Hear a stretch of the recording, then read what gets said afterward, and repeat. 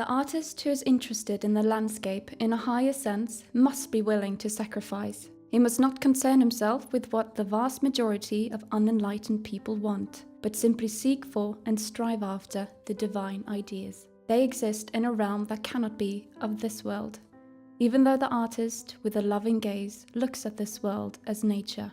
The year before the German artist Carl Gustav Carus wrote these words, the painter of light Lars Hertervig was born. Hertervig is today considered to be one of Norway's foremost 19th century landscape painters. Much of his art was, however, not understood by his contemporaries, and in 1893 the famous writer Alexander Kielland described him as left behind and forgotten. Not until 1914, 12 years after Hertervig's death, were his paintings recalled from oblivion and applauded. His landscapes in oil on canvas were finally understood and accepted. But several more decades would pass before his later paper-based works were given the same recognition. Lars Hertervig was born in 1830 on the small island of Borgøy in Tysvær municipality, a beautiful rural area just north of Stavanger across the Buknafjord. He was the third of 9 children, and his parents ran a small farm. In 1837, his father dismantled the house and moved his large family to Stavanger, to Rosenberggaten 38, where the house was reconstructed and still stands there to this day. The Hertervigs belonged to the Society of Friends, more commonly known as Quakers. When Lars was 8 years old, he became an apprentice in the carpentry and sign painting workshop of Endre Dal. When Lars was 14, in 1844, the Aanensen brothers took over management of the firm, and when he was 19 years old, he received his first drawing instruction. His subsequent education was sponsored by 4 of Stavanger's leading citizens, and his main patron was the merchant and shipowner Hans Sundt. It is said that Sundt was the one who discovered Hertervig's talent. Yet the aspiring artist's parents were against the idea of their son studying abroad. Lars is claimed at the time to have said, "Either I shall become a famous painter, or I'll end up not making the price of a crust of bread." In retrospect, we see that he was right on both counts. On the 10th of December 1850, the aspiring artist enrolled in the Royal Drawing School in Christiania, as Oslo was then called. He studied under Johannes Flinte and Joachim Frick, and was also tutored by Johann Fredrik Eckersberg.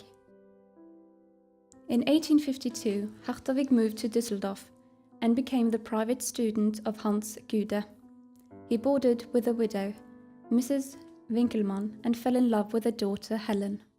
The starting point for Hertervig's artistic practice was the Dusseldorf School of Painting. For Norwegian painters, this was synonymous with national romanticism, which consisted mostly of landscapes and genre scenes from Norway's rural everyday life. The Norwegian national romantic period began with Adolf Tiedemann's arrival in Dusseldorf in 1837 and continued through 1862 when Hans Gude left the city, even though a colony of Norwegian artists continued to live there. The Dusseldorf School of Landscape Painting has 2 main directions, one realistic and the other romantic. Proponents of the realistic direction emphasized precise studies of nature, while those who followed the romantic direction emphasized landscapes charged with human emotion.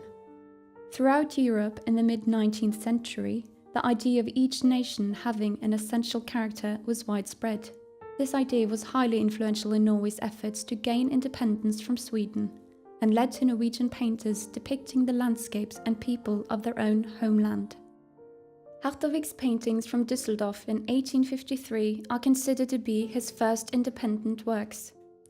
After one fall and winter of drawing and copying paintings, Professor Gude allowed his students to paint motifs from the area around Dusseldorf.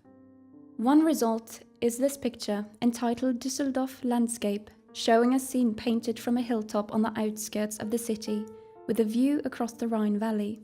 We glimpse the river in the middle plain and background. Sunlight enters the pictorial field from the upper left and creates a backlight that both illuminates and shades the landscape. The dark trees in the right foreground are the dominant element. It is claimed that on the basis of this and other works, Hans Gude considered Hertervig to be one of his most talented students. The painting has a classic composition: the foreground, the intermediate ground, and the background are divided into horizontal fields, and the trees in the foreground bind them together. A road leads our gaze deep into the landscape towards the hazy horizon, and an expansive sky covers more than half of the picture.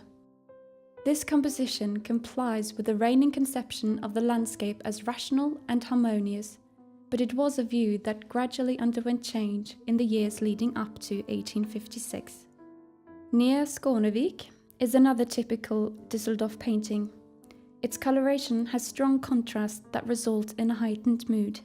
The preliminary study for this painting gives a good indication of Hertervig's method. In the sober watercolor, the artist has made a precise drawing of houses, people, and boats, whereas in the finished oil painting, he has changed individual elements and created a far more intense expression by using glowing color harmonies and stronger contrast between light and shadow. This oil painting is neither signed nor dated, but was probably painted in Dusseldorf in 1854. During Hertervig's second year in Dusseldorf, his teacher Hans Gude was in Norway, so Hertervig now studied under Erik Bodum, an artist who represented a more dramatic direction in landscape painting. Hertervig's dramatic depictions culminate in the storm scenes he painted in 1855 and 56. Examples here are Rullestad Gorge, Summer Landscape in a Thunderstorm, By the Forge, and The Old Bridge. These paintings show the point of no return, or the exact moment when a storm breaks loose, and are considered to be the chief works of Hertervig's first painting period from 1853 to 56. The gorge called Rullestad lies at the end of Åkrafjorden in West Norway's Sunnhordland district. Hertervig based this painting on drawings he made in the summer of 1855 when he stayed at Milje, a farm owned by the brother of his best patron, Hans Sundt. The local inhabitants must have been amazed by this young painter who sought the most inaccessible places for making sketches. Rullestad Gorge is Hertervig's most dramatic landscape painting. Its composition is dominated by two intersecting diagonal movements. The first extends from the lower right corner through the birch trees and up through the gorge itself, ending in dark, threatening clouds in the upper left corner.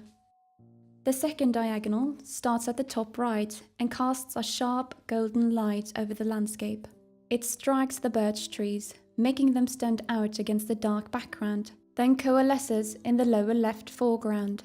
The mountain formations and contours of the landscape converge in the gorge itself, exactly where the storm will break loose. To emphasize the drama, the mountain on the left is heightened, and the gorge is made out to be narrower than it is in reality. These devices, when combined with strong light and shadow, emphasize the dramatic mood that culminates in the storm breaking loose in the gorge. Another work painted in 1856 is entitled The Old Bridge. The sprightly birch in the center of the picture and the timber rushing furiously down the rapids make it worthwhile to see this painting in the context of other motifs by Hertervig's contemporaries. Here nature is chaotic. Two waterfalls converge and the brooding clouds are about to burst into pounding rain. Here also, in the midst of chaos, there are traces of human life. A dilapidated house and an old bridge. And standing alongside these man-made perishable elements are gigantic boulders and mountains, reminding us that the drama of the moment will pass. Even though nature's sublime power is strong enough to alter any landscape and wipe out human life, its wrath is fleeting. This painting used to hang in the childhood home of Kitty and Alexander Kielland. Kitty Kielland is one of Norway's foremost painters of the late 19th century, and her brother was equally celebrated as a writer. Given that the father was one of Hertervig's four patrons, the family owned several of Hertervig's paintings from the 1850s. When Hertervig returned to Dusseldorf for his third year, the widow Winkelmann chose not to rent him a room, and he had to seek lodgings elsewhere. This was most likely due to the budding romance between himself and Helen, and Winkelmann's inhospitality is understandable, given that Hertervig was an insignificant Norwegian art student with poor prospects. His unhappy love life and difficult social conditions in Dusseldorf probably contributed to his mental breakdown. He complained about his health to his patron Hans Sundt, and in April of 1854 discontinued his studies and returned to Norway. Yet his health seems not to have improved. In 1856, he allowed himself to be committed to the new mental asylum at Gaustad in Christiania. The doctors there assumed he suffered from schizophrenia, a diagnosis which today seems doubtful.